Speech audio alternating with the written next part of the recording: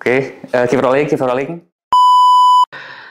Ya kalau dari pra produksinya sih emang kan ini udah tiap tahun ya. Jadi sebenarnya kita nunggu kapan technical meeting waktu itu.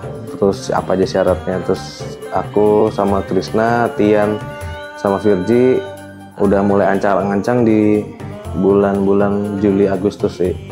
Ini mau dibikin apa ntar aja lah, nanti tunggu ini kan. Soalnya masalahnya di durasi kan kita nggak tahu durasinya berapa menit yang untuk tahun ini.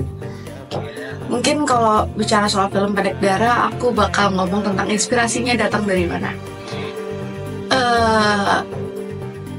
Jadi waktu SMA, kehidupan sekolah menengah atasku itu berdampingan dengan kehidupan seminari. Jadi aku bersekolah bersama-sama di satu sekolah bersama seminari. Dan dari sana aku mempelajari juga bagaimana respon mereka mungkin terhadap orang-orang yang mungkin bagi mereka agak berbeda dengan sadar mereka bagaimana laki-laki itu harusnya bertindak. Nah, dari aku melihat respon mereka itu, hadirlah ide untuk gimana kalau misalkan kita membuat film tentang bagaimana orang-orang menanggapi waria di sekitar kehidupan kita. Dan akhirnya cerita soal waria ini disandingkan dengan kehidupan seminaris. Nah, pada awalnya tuh awal banget Dara tuh cuman dibikin kayak ya udah seminaris lagi butuh mau bikin Eka Risti Kaum Muda dan mereka butuh penari, dan akhirnya mereka melibatkan seorang waria untuk mengajarkan mereka menari. Tapi pas aku nulis aku rasa-rasa kayak kok kurang jos ya, apa yang bisa membuat ini tuh jadi lebih, wah kita kok nggak kepikir ya akan menjadi hal seperti ini. Tiba-tiba di permenungan saat menulis, di tengah deadline yang digempurkan dari Bapak Sutradara, dari Bapak Produser, akhirnya tiba-tiba muncul ide. Tiba-tiba light bulb moment tuh. Dan kepikir gimana kalau kita bikin waria itu adalah ayah dari seorang seminaris. Dan jadilah lahir konsep cerita dari Dara. Bagian terfavorit dalam film Dara ini yang jelas yang paling saya menarik karena latar belakang Dara adalah seorang penari profesional. Itu menurut saya tidak jauh dari dunia yang saya geluti, walaupun saya seorang guru tapi punya latar belakang bersama dengan adik saya Rai juga. Jadi sangat menarik, dan di sini merupakan part yang paling saya suka, yaitu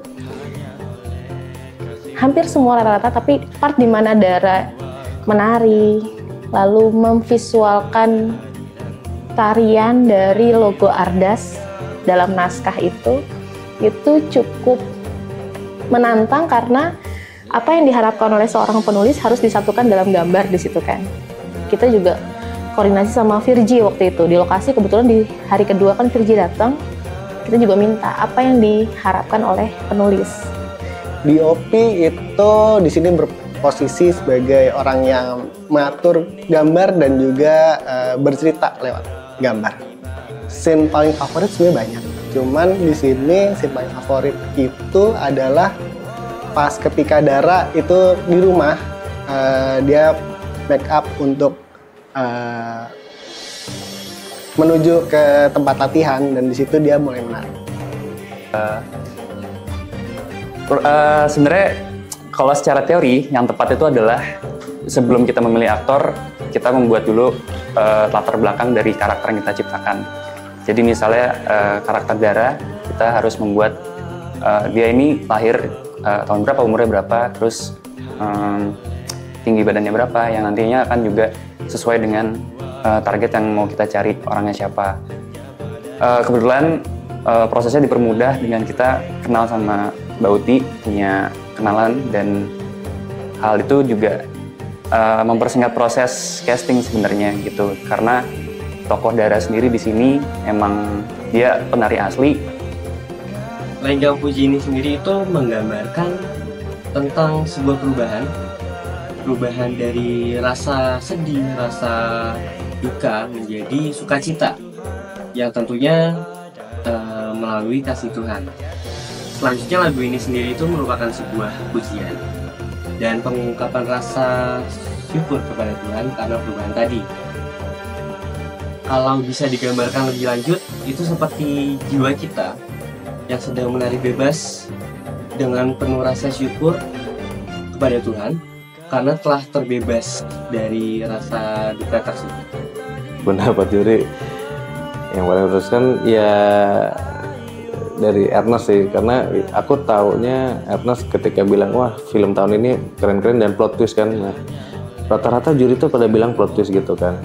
Terus ternyata dari situ kita sebenarnya nggak ngerasa apa-apa ya, bukan kita kali. Terus si Romualdo yang ngasih tahu, iya film kalian tuh plot twist banget. Oh berarti cuma kita doang, berarti bener film kita yang berkesan gitu di hati juri-juri. Makanya ketika aku ngobrol sama Romualdo itu ketua Komsos KJ, dia bilang ketika Romualdo kasih form penilaian, kan juri-juri udah nonton film-film, ketika kasih form penilaian, nah judul yang pertama ditulis adalah film kita Darah.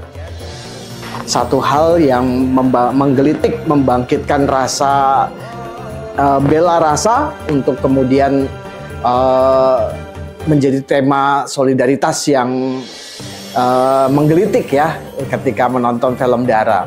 Lalu subsidiaritasnya di mana? Nah, subsidiaritasnya ini tampak ketika si Frater yang bapaknya adalah seorang penari waria tidak langsung cepat memberi usulan agar bapaknya itu memberikan pelatihan tarian kepada para penampil. Tentu saja hal ini dikarenakan adanya keengganan memamerkan bapaknya yang demikian ya. Namun dari sini kemudian ditunjukkan bahwa subsidiaritas itu bukan mengambil alih persoalan orang, tapi subsidiaritas itu berusaha membuat orang yang mulai berdaya terus berdaya sampai titik darah penghabisan baru kemudian kita tolong. Subsidiaritas itu bukan memberi contekan pada orang yang gak belajar di malam sebelumnya atau malam-malam sebelum ujian. Subsidiaritas adalah mengundang orang yang kesulitan mendapatkan nilai baik di sekolah dengan belajar bersama. Yang pasti seneng, bangga, kaget, terus juga bersyukur juga karena akhirnya apa yang kita sudah kerjakan di sini, kru-kru yang lain sudah kerjakan itu juga terbayar. Semoga film-film pendek bisa semakin kreatif dan semakin menangkap persoalan sosial yang sungguh muncul dalam kehidupan gereja kita. Bukan kemudian mengawang-awang dalam satu hal yang ketika kita nonton aja kayaknya itu nggak mungkin deh terjadi gitu. Jadi kita harus membuat satu karya yang sungguh-sungguh tampil dan hadir di dalam gereja kita. Itu yang kemudian saya kira bisa memenangkan festival film Ardas ya. Semoga tahun depan Gereja Kalvari, tim digital Kalvari dan Kalvari Production itu bisa kembali memenangkan festival film Ardas 2025. Dadah, sampai ketemu di FFA 2025 ya. Ditunggu karyanya.